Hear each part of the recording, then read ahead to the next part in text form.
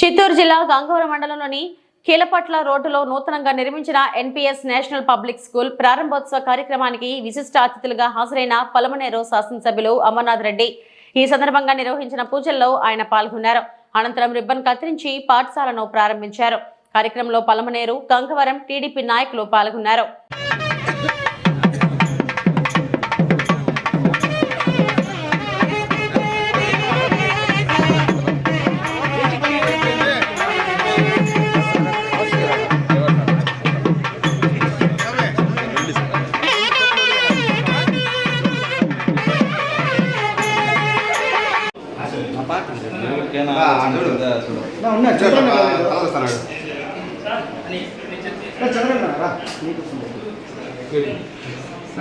నిజమేనా?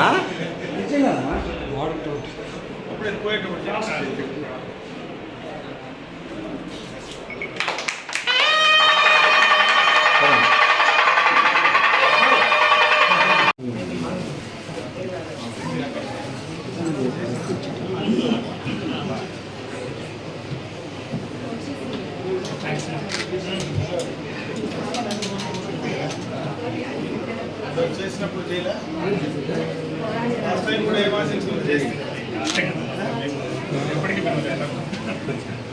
ఉంటాము మేము అట్లే ఉంటాము.